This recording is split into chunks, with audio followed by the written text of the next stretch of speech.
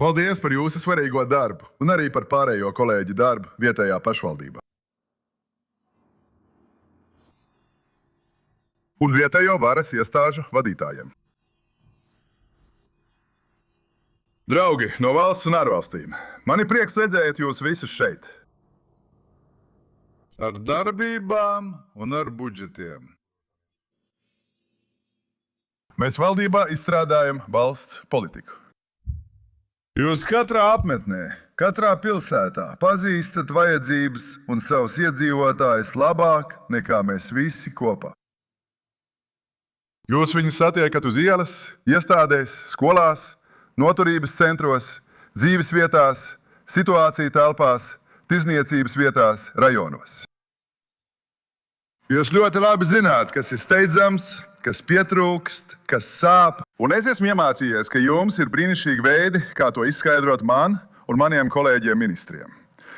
Jūs to darat brīnišķīgi, un tāpēc mēs strādājam plecu pie pleca ar jums un ar jūsu starpniecību. Pēdējos gados mēs esam vadījuši iniciatīvas, lai paplašinātu valdības kompetences. Vietējā līmenī, lai nodotu pilnvaras. Mēs vienmēr par to runājām, šodien mēs to darām. Tagad mēs pieņemam lēmumus par metropoles iestādēm, vienkārši nododot varu jums. Un tā tam arī jābūt. Resursi, kurus mēs nododam jums. Mēs nonākam pie bērna, bērndārzā vai klasē, pie uzņēmuma īpašnieka, pie rezervista, kurš atgriežas mājās, pie ģimenes, kura bija spiesta uz laiku pārcelties. Un es esmu bijis kopā ar jums daudzos un dažādos gadījumos un situācijās, kad mums bija jārisina evakuācija un rehabilitācija. Jūs bijāt lieliski, un valdības iestādes, kas par to bija atbildīgas, paveica brīnišķīgu darbu. Es noņemu cepuri jūsu priekšā, es cepuri jums. Paldies jums! Tā ir jāstrādā. Stipra valdība un stipras varas iestādes. Centrālā valdība un vietējā valdība darbojas kopā. Protams, tam bija vēl lielāka nozīme visas neatkarības kara laikā, kas bija garākais karš mūsu vēsturē. Mūsu varonīgie karotāji. Kādi varoņi mums ir? Tiešām, kādi varoņi. Viņi nenogurstoši darbojās cīņas pirmajās līnijās. Un mēs kopā nenogurstoši darbojamies civilajā frontē. Jūs, pilsētu vadītāji un amatpersonas, tikāt aicināti nodrošināt darbības nepārtrauktību, pat atrodoties zem apšaudes. Un jums tas izdevās. Jūs atvērāt ārkārtas centrus, uzklausījāt cilvēku bažas, jums tika uzticēts risināt steidzamas problēmas. Īpaši, kā jau minēju, vietās, kur mājas tika skartas, dažkārt tika ietekmēta vesela rajona. Tas jūs neapturēja. Es redzēju jūsu enerģiju un rūpes, kā arī sadarbību ar visām iestādēm. To ir pamanījuši arī pasaulē. Līderi man par to jautāja. Viņi teica, kā jūs to panākat? Es teicu, mums ir neticami cilvēki, vadība, kas strādā. Pirmkārt, es jums par to pateicos. Tajā pašā kontekstā vēlos pateikt kaut ko par savu politiku un savu valdības kolēģu politiku. Šī politika balstās, tā turās. Un tā balstās uz diviem pīlāriem – drošību un labklājību. Valsts drošība ir svarīgāka par jebko citu. Un drošību nevar iegūt ar vārdiem, ar tukšiem paziņojumiem. Drošību iegūst ar spēku, ar apņēmību, ievērojot tikai vienu noteikumu. Vai jūs zināt, kāds ir šis noteikums? Mūsu senči zināja, kāds tas bija. Tas, kurš ceļās, lai tevi nogalinātu, celies pirmais, lai viņu nogalinātu.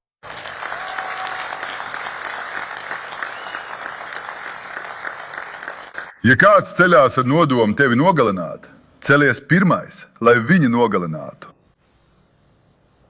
Mums nācās mainīt drošības izpratni un visu mūsu pieeju drošībai. Un tā mēs arī izdarījām. Mēs mainījām kursu. Kopā ar saviem kolēģiem mēs vadījām būtiskas pārmaiņas. Neieslēgties savā pasaulē. Iziet atklātībā, uzņemties iniciatīvu, uzbrukt, atjautība, viltība, drosme. Svarīgākais, ko mēs izdarījām šajā karā, un mēs izdarījām daudz svarīgu lietu, bija tas, ka otrajā dienā es teicu, mēs mainīsim tuvā austrumu seju, un mēs to mainām. Mēs to dziļi pārveidojām un turpinām mainīt. Bet vissvarīgākā lieta, ko mēs izdarījām, pati būtiskākā no visām, bija bailu barjeras pārvarēšana.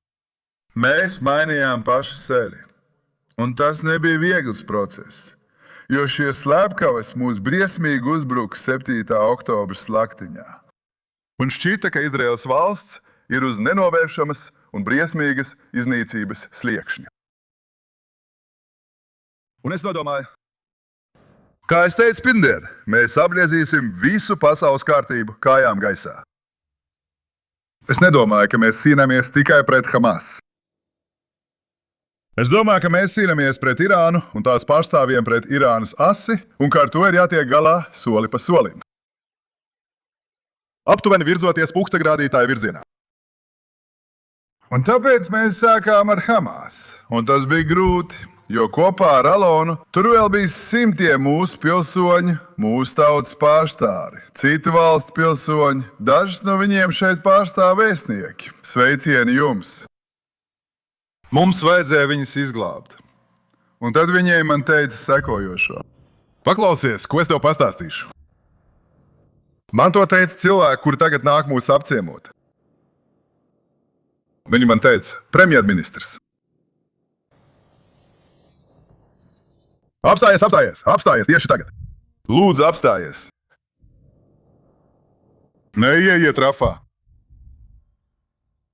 Noslēgsim vienošanos. Neatstāj Filadelfiju. Noslēgsim vienošanos. Mēs iziesim no Gazas joslas. Mēs nepaturēsim neko no Gazas joslas. Mēs saņemsim nolaupītos. Tā būs uzvara. Mēs to pasniegsim kā uzvaru. Pasniegt, es atceros šos vārdus. Mēs to pasniegsim kā uzvaru. Viņi ir ļoti labi lietu pasniegšanā. Amen? Un es viņam teicu, ja mēs neieiesim Rafā, vai mēs nevarēsim novērst Hamas nākotnes pārapbruņošanos? Un viņi man jautāja, un kas notiks ar nolaupītajiem? Es teicu, un viņi? Mēs viņus atbrīvosim. Un mēs rīkojāmies. Kad mēs draudējām ieiet Gazā un iegājām Gazā, arī tam viņi iebilda. Un mēs atvedām visus atpakaļ mājās, līdz pēdējiem no viņiem. Pat Rani Gabriela, Izraēlas varoni. Un visus pārējos. Neticams sasniegums, bet viņi piekrīstu tikai pilnīgai iziešanai. Tātad šodien mēs kontrolējam gandrīz 70% Gazas joslas un nospiežam Hamas. Un mēs esam iznīcinājuši pēdējos no viņiem.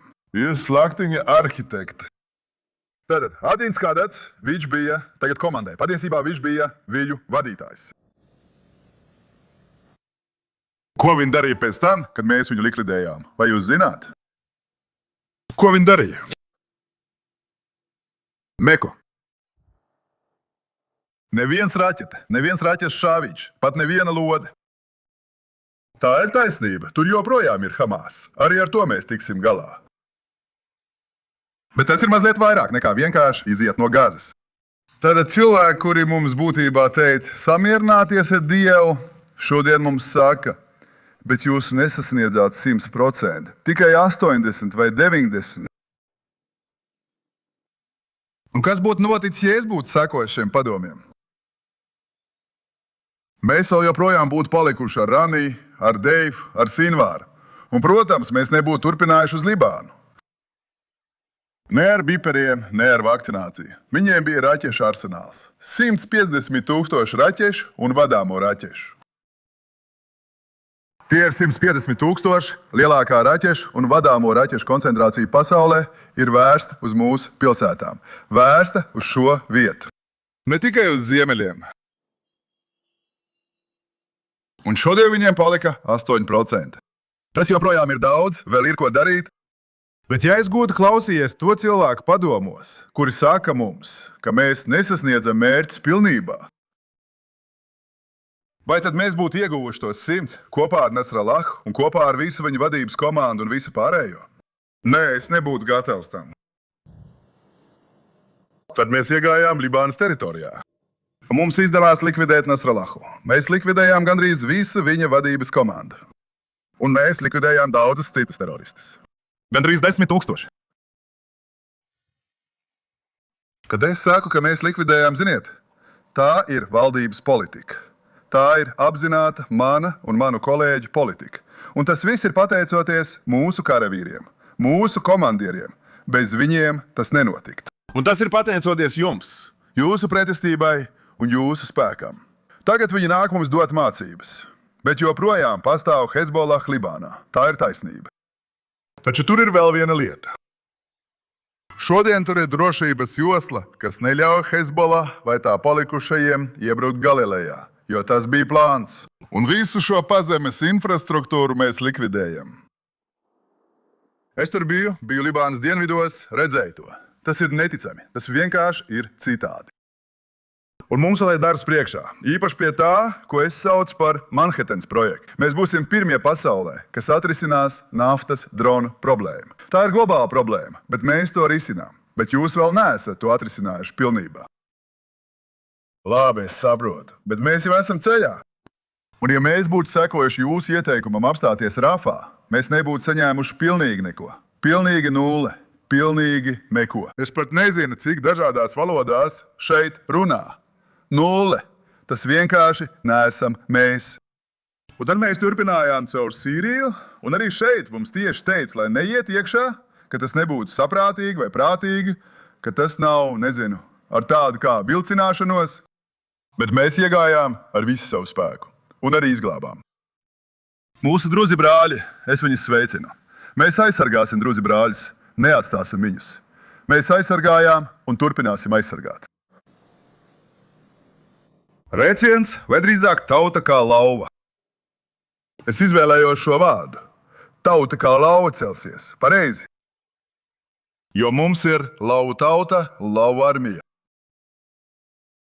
Un es viņam teicu, ienāciet, iesim ar visu spēku. Es to pašu teicu arī prezidentam Trumpam, 2 prezidentiem. Vispirms Baidenam, kad viņi man teica, neienāciet Rafā. Vai jūs zināt, kāpēc viņi teica, neienāciet Rafā?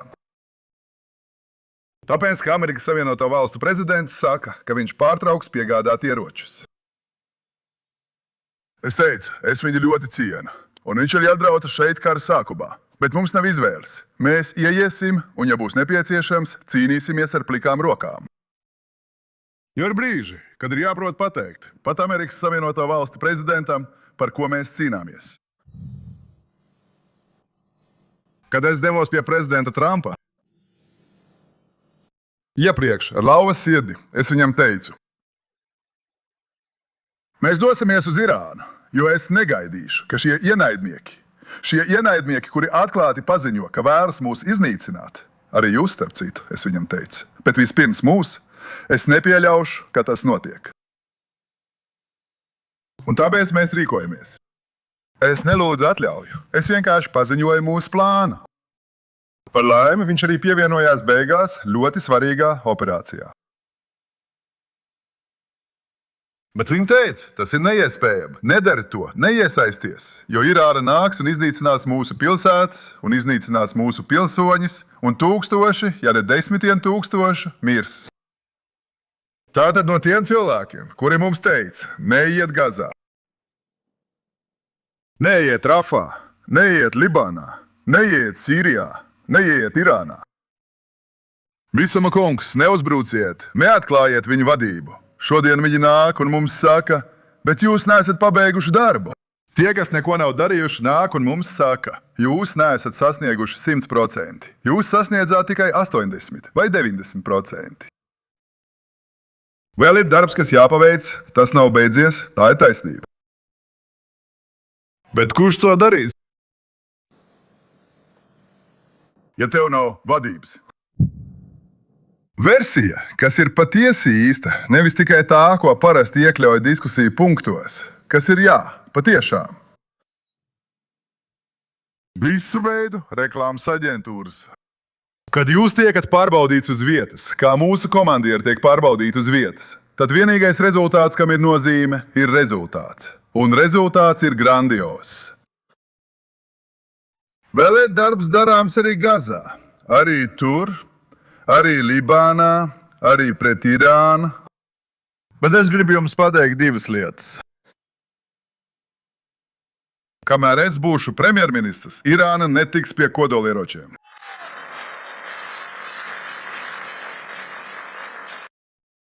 Un vēl viena lieta. Kamēr es būšu premjerministrs, mēs stingri saglabāsim drošības joslu Libānas dienvidos.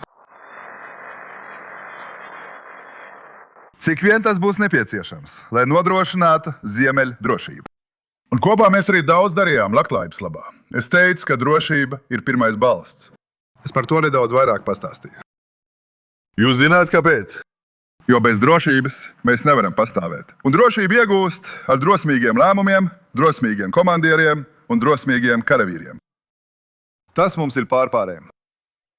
Bet sapratīsim, ka tam ir jāturpinās. Un ir iespējams sasniegt lielas lietas arī diplomātiskajā laukā, tieši pateicoties spēkam, ko mēs demonstrējam. Bet es runāju arī par labklājību. Šajā ziņā mēs kopā ar jums veicinām attīstības, izaugsmes un atveseļošanās plānus bezprecedenta apmēros. Mēs to paveicām ar grūtībām. Sveika, Dorita ģenerāldirektore. Lūdzu, piecelies uz mirkli. Skaties, tu esi to pelnījusi. Paldies, Dorita Štermēci, ģenerāldirektore. Jūs visu pazīstat no biroja, premjerministra biroja. Un viņi arī strādāja ar citu ministriju ģenerāldirektoriem. Un viņi strādāja ar jums. Un šeit tika paveikts neticams kopīgs darbs. Es vēlos, lai mēs saprastu to ieguldījumu apmēru, par kuriem mēs runājam. Tikai pagājušajā gadā mēs novirzījām apmēram 23 miljārdus šekeļu dienvidu stiprināšanai. OTFS reģiona atjaunošana Izrēlā, Rietumu Negevas attīstība, Berševas nostiprināšana kā augošas metropoles, infrastruktūras būvniecība, darba iespēju radīšana, veselības aprūpes pakalpojumu paplašināšana, inovāciju veicināšana un pats svarīgākais – mēs paši redzam rezultātus ar savām acīm. Jo dienvidi ne tikai atgūstas, tie uzplaukst.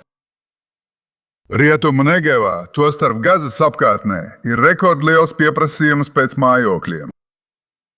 Iepriekšējie iedzīvotāji atgriežas, jauni iedzīvotāji ierodas, kopienas atdzimst. Šī ir īstā uzvara. Runa nav tikai par iznīcinātu atjaunošanu, bet gan par labākas realitātes radīšanu.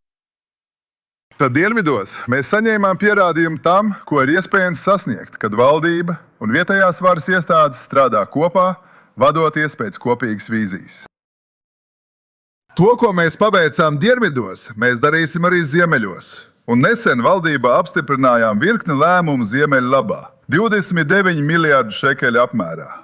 Tas ietver frontes līnijas kopienu atjaunošanu, apmēkņu paplašināšanu Galilejā un Golānas augstienēs, kultūru, veselību, izglītību, nodarbinātību un transportu.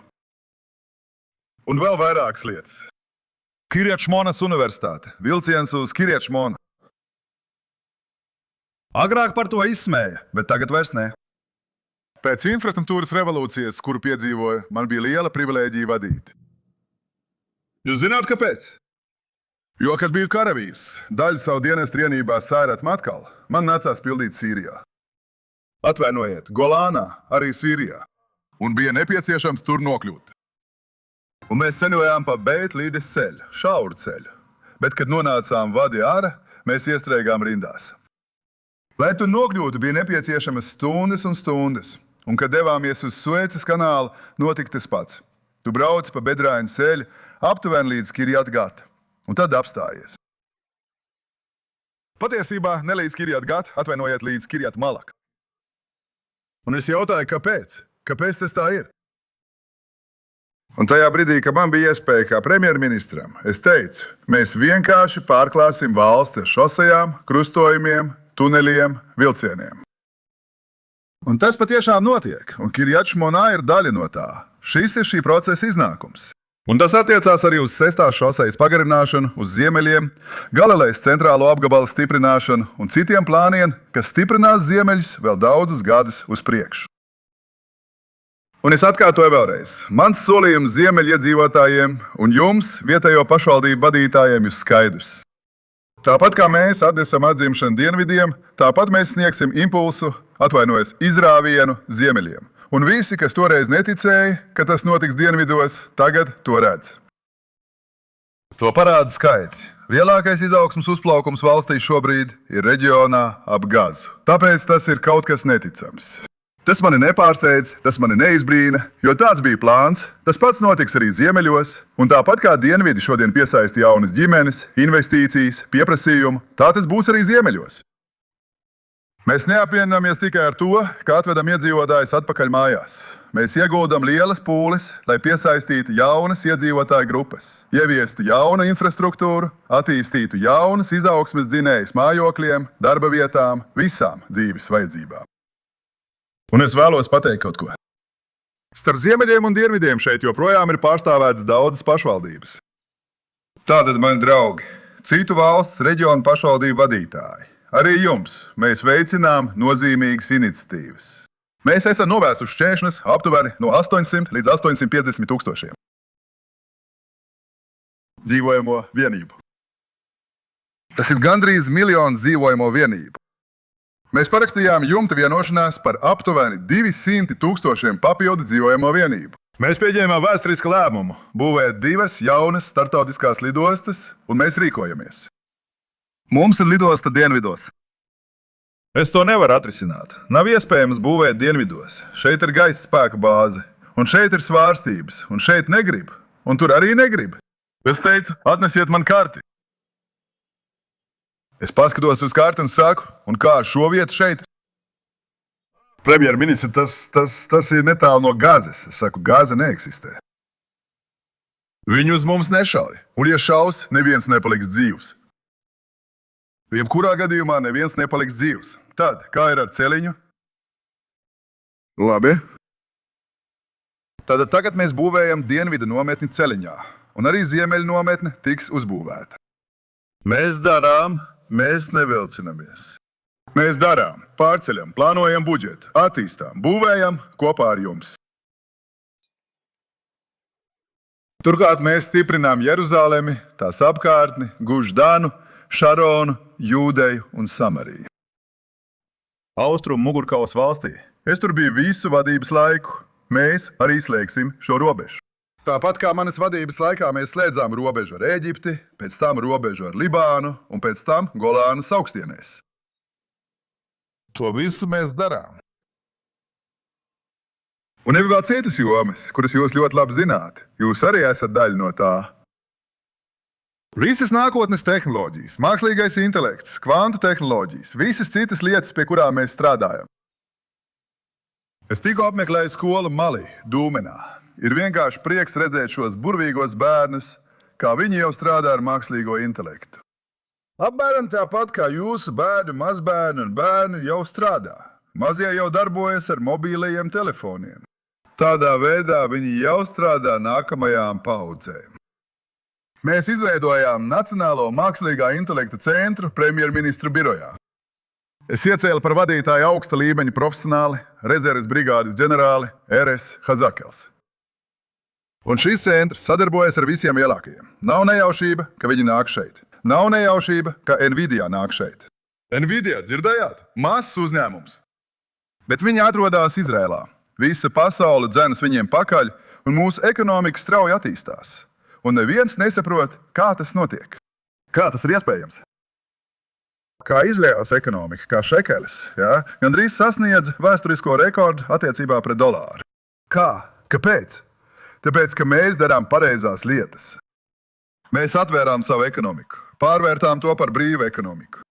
Mēs dalāmies ar jums šajos panākumos, un valdības politikas, ekonomikas, privātā sektora un ģēnija, kas ir mūsu pilsoņos apvienojams, padara Izraēlu par lielu valsti. Un mums joprojām ir citi izaicinājumi. Es runāju par drošības izaicinājumiem. Mums ir arī izaicinājumi saistībā ar delegitimizācijas kampaņu, ko pret mums veids pasaulē. Un mēs ar to arī tiksim galā. Šī ir 8. fronte. Es neplānoju to ignorēt. Es plānoju rīkoties šajā jomā. Tātad sasniegumi ir milzīgi. Vai jūs zināt, kas ir lielākais sasniegums? Bet lielākais un svarīgākais sasniegums visiem tiem, kuri neko nav sasnieguši un tikai runā par 100% no 100. Vai jūs zināt, kas ir lielākais šī kara sasniegums?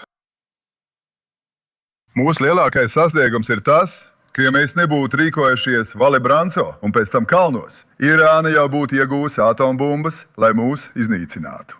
Un tieši to mēs arī novērsām. Mēs novērsām tūlītējos draudus. Novērsām tūlītējos draudus no tūkstošiem un tūkstošiem balistisko raķešu. Es redzu šeit cilvēkus, kas sēž klusumā tur aizmugurē. Paga, ko? Vai mēs aplaudēsim tam? Protams. Tāda ir mūsu pastāvēšana. Tāda ir mūsu gudrība. Tas ir vienkāršais princips, kam es ticu. Tas, kurš nāk tevi nogalināt, celies agri un nogalina viņu pirmais. Neļauj viņam tevi nogalināt. Esi pirmais, kas rīkojas. Tā ir mūsu īstā politika.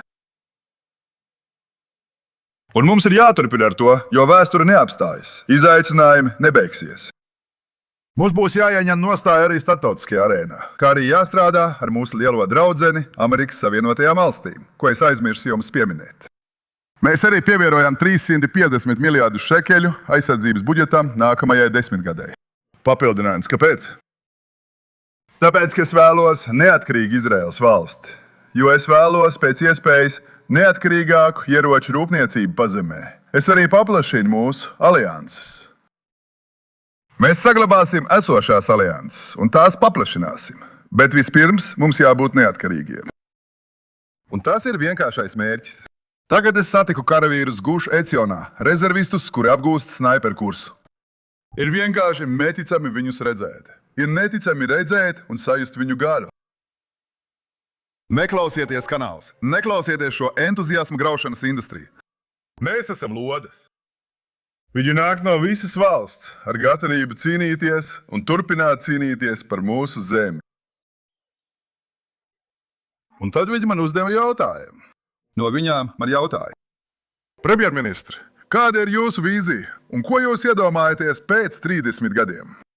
Es viņam atbildēju: Neviens šeit nav pravietis, bet nāciju dzīvē faktors, kas patiešām nosaka likteni, ir spēks. Ja tu būsi spēcīgs, viņi nāks pie tevis, slēgs alianses ar tevi un parakstīs normalizācijas un miera līgumus ar tevi. Bet, ja tu būsi vājš, īpaši šajā reģionā, tavs liktenis būs pilnībā nolemts. Īpaši tad, kad viņi paziņo, ka tieši to viņi vēlas darīt ar mums. Pēc 30 gadiem, pēc 5 gadiem un pēc 10 gadiem es redzu Izraēlu stiprāku nekā jebkad agrāk, spējīgu sevi aizstāvēt, aizsargāt savus iedzīvotājus un dot triecienu saviem ienaidniekiem. Kas nāk tevi nogalināt, celies un nogalina viņu pirmais, un mēs būsim ļoti, ļoti, ļoti stipri. Gan centrālajā valdībā, gan vietējā valdībā, arī Izraēlas aizsardzības spēkos un visās mūsu drošības struktūrās. Izraēlas tauta dzīvo un Izraēlas mūžīgais nemelo. Lielas paldies jums! Paldies!